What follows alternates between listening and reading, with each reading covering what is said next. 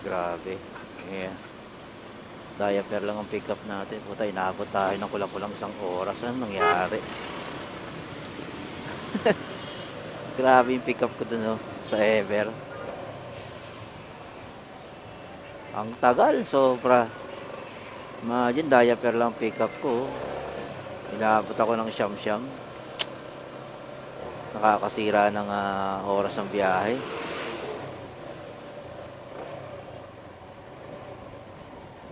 Sige lang. Ganun talaga eh.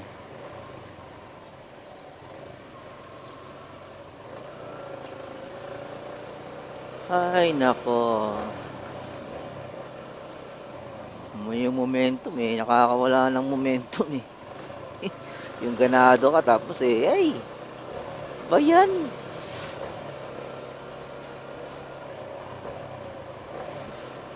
Wala ba silang advance booking? Dapat meron silang advance booking at least yung mga 20 minutes.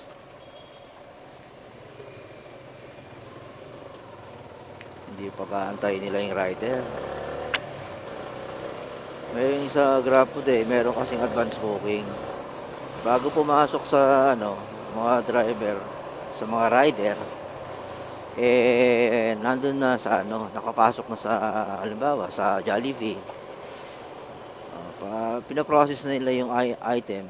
Pag na-process nila, tsaka pala papasok yung booking sa mga rider. Dapat ganon yung tatawag na advance booking, hindi yung pagpasok ay kagad.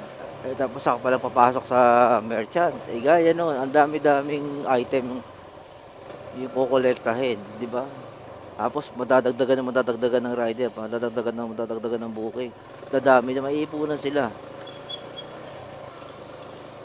Tapos yung halimbawa, meron pang problema, halimbawa wala yung item, tatawagan pa nila si customer, minsan hindi sumasagot, andyan yung maraming ganito ganyan, ang daming mga request. Alam niyo ba yon sa SM, walang ganun sa SM. Kapag wala yung product, wala yung item, remove. Diba? Minsan nga, meron ako sa SM, pinasukan ako ng worth 2,000. Ang daming wala. Bumagsak lang sa 500 yung amount.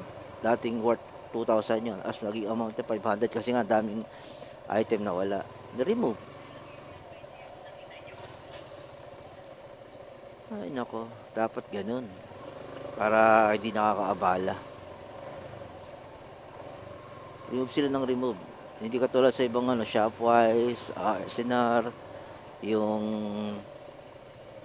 Ever na kapag wala yung item, tatawagan pa nila, inform nila. Okay, maganda ako sa maganda. Pabor yun sa mga sa mga shopper. Pero sa aming mga rider, sa mga rider, eh, hindi pabor.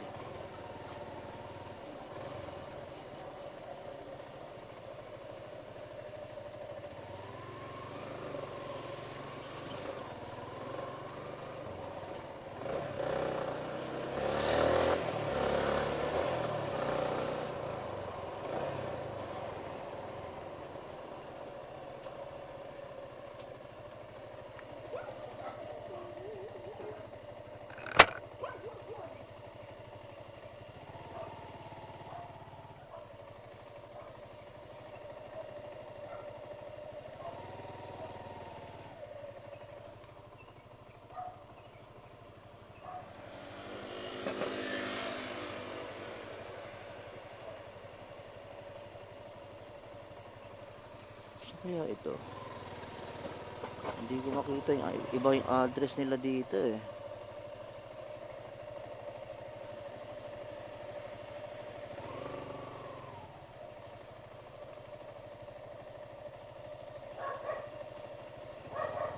'26C. Ito siguro.